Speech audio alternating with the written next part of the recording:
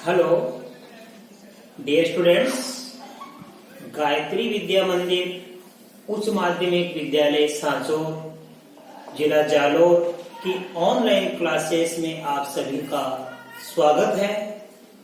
प्रिय विद्यार्थियों, मैं अनिल कुमार सोनी, कक्षा 6 विषय गणित अध्याय 5 प्रारंभिक आकारों को समझना, इस अध्याय की सामान्य जानकारी आज मैं आपको दूंगा कि हमें इस अध्याय में प्रारंभिक आकारों को जो समझना है उसके बारे में सामान्य जानकारी क्या क्या है, मैं इसके बारे में आपको समझाऊंगा कि हमें क्या क्या इसमें समझना है।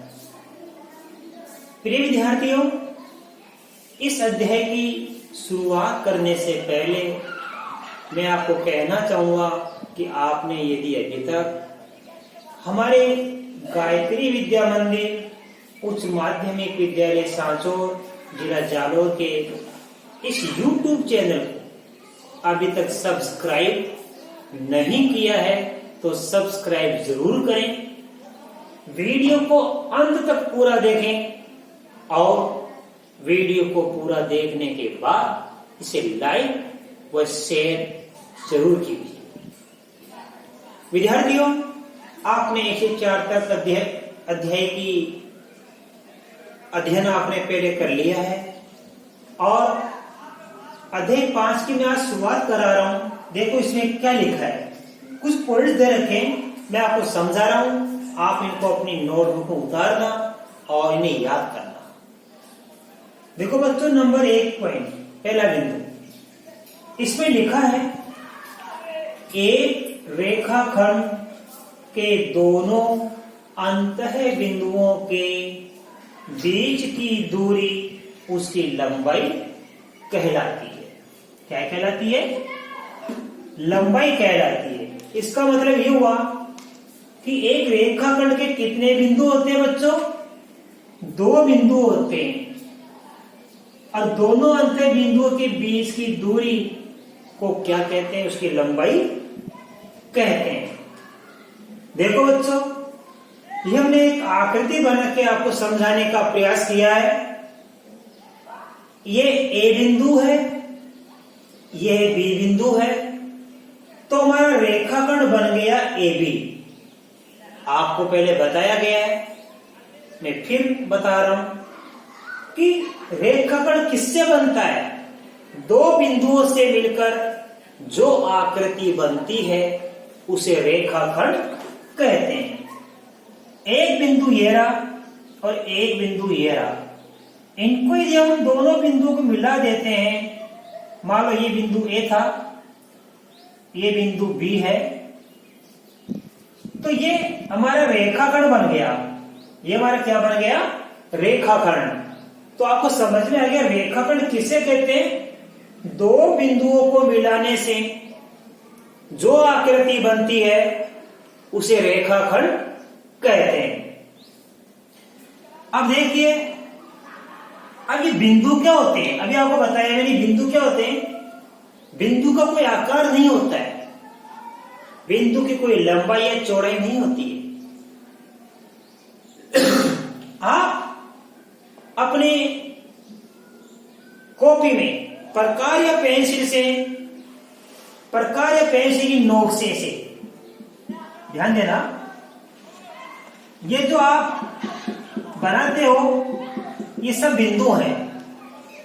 तो प्रकार या पेंसिल की नोक से आप अपनी कॉपी में जो ये चिन्ह बनाते हो इसको बिंदु कहते हैं। बिंदु का कोई आकार नहीं होता है, बिंदु का कोई माप नहीं होता है, ठीक है। तो रेखाखंड यहाँ पे ए बी है, ये ए बिंदु, ये बी बिंदु, और यहां से लेके दूरी कितनी? 4 सेमी। तो बच्चों, रेखाखंड ये ए बी हो गया और ए बी की लंबाई कितनी हो गई? 4 सेमी। आपके स्केल पे आता है 4 सेमी, 3 सेमी, 5 सेमी, जो भी है। हमने 4 सेमी का रेखाखंड बनाया तो 4 सेमी लिख दिया। 5 सेमी का बनाना है तो हम 5 सेमी का बना देंगे। तो यहां से लेकर रेखाखंड ए बी हो गया और ए बी की लंबाई कितनी हो गई? 4 सेमी हो गई। अब देखिए बच्चों, पॉइंट नंबर 2, अब रेखाखंडों की तुलना डिवाइडर या रूलर से करते हैं।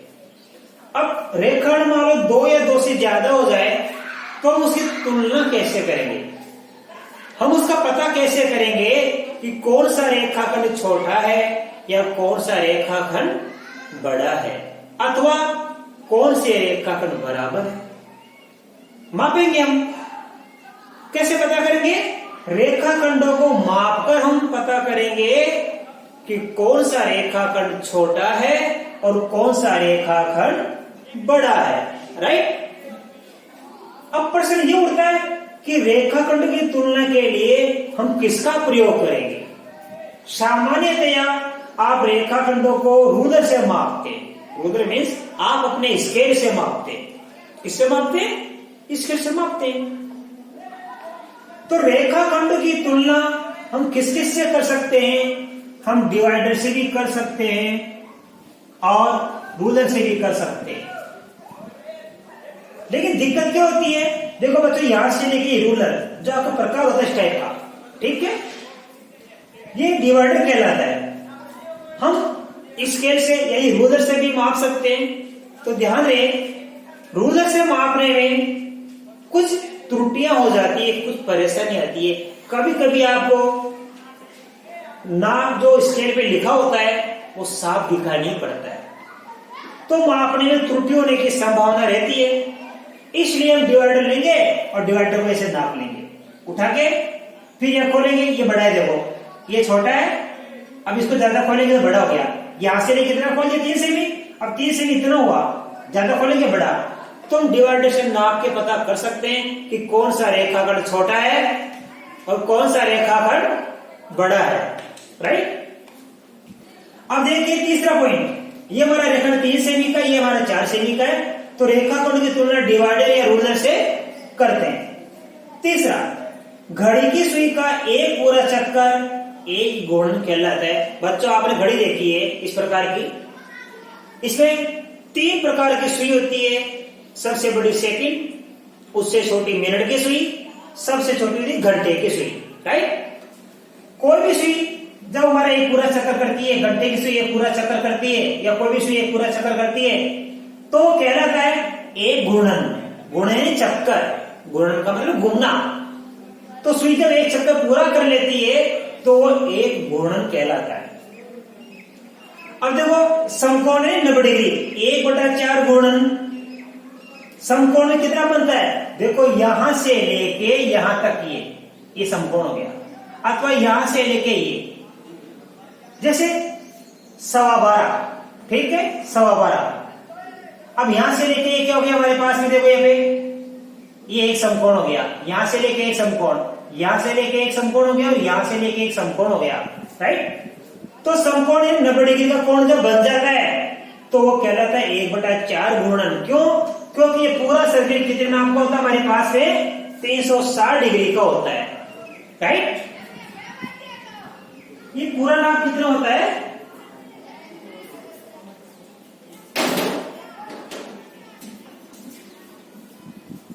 360 डिग्री का होता है। ठीक है। तो देखो ध्यान से, ये पूरा 360 का होता है, तो ये आधा कितना हो जाएगा, 180। अब आधे की फिर 4 बार कर दिए अपने, तो ये 90, ये 90, ये 90 और ये 90। राइट। तो समकोण यानी 1/4 गुणन कहलाता है, 90 डिग्री बनते हैं। और ऋजु कोण यानी 180 डिग्री, ऋजु कोण को सरल कोण भी कहते हैं। 180 डिग्री कोण को ऋजु कोण सरल कोण कहते हैं। तो जब 180 डिग्री कोण बनता है तो वो आधा गुणन कहलाता है, इस प्रकार का, ये आधा गुणन हो गया। अब देखो 90 डिग्री से कम माप के कोण को न्यून कोण कहते हैं, जबकि समकोण से अधिक और 180 से कम माप के कोण को अधिक कोण कहते हैं। तो बच्चों ध्यान से सीखिए, ये आपको पहचान होनी चाहिए कि समकोण किसे कहते हैं, 90 डिग्री के कोण को कहते हैं। और जैसे हमारी घड़ी का घूर्णन एक समकोण बन जाता है, वो सुई चलते चलते 90 डिग्री का कोण बना देती है। यहां से चलते यहां पे आ गई तो ये 90 डिग्री का कोण बन गया। और जैसे घड़ी की सुई 90 डिग्री पूरा कोण बना लेती है तो 1/4 घूर्णन पूरा हो जाता है। जबकि घड़ी की सुई ऋजु कोण बनाती है, सरल कोण बनाती है, अर्थात 180 डिग्री का कोण बनाती है, तो गुणन 1/2 हो जाता है, यानी आधा गुणन पूरा हो जाता है। पूरा गुणन कितने का होता है? 360 डिग्री का, तो आधा कितने का होगा? 180 का होगा, और 180 का आधा 90 होता है, अर्थात 1/4। तो 1/4 गुणन कब होता है? समकोण बनने पर। और 1/2 गुणन कब होता है बच्चों? सरल कोण या ऋजु कोण बनने पर, राइट। अब आपके समझ में आएगा 90 डिग्री के कोण को समकोण कहते हैं, 180 डिग्री के कोण को ऋजु कोण या सरल कोण कहते हैं। अब देखिए आप, 90 से कम भी कोण हो सकते हैं, 90 से अधिक भी हो सकते हैं। 90 डिग्री से कम माप के कोण को न्यून कोण कहते हैं। क्या कहते हैं? न्यून कोण। 90 से कम यानी 89, तो 1 डिग्री से लेके इसको भेज सकते हैं 1 से 89 डिग्री। तो 1 डिग्री से 89 डिग्री के कोण को क्या कहते हैं? न्यून कोण। जबकि समकोण से अधिक और 180 डिग्री से कम माप के कोण को क्या कहते हैं? अधिक कोण। तो अधिक कोण कितना हो जाएगा आपका? 90 से अधिक यानी 91, और 180 से कम 179। तो 91 से 179 डिग्री के कोण को अधिक कोण कहते हैं, और 1 से 89 डिग्री, 1 से 89 डिग्री के कोण को न्यून कोण कहते हैं, राइट।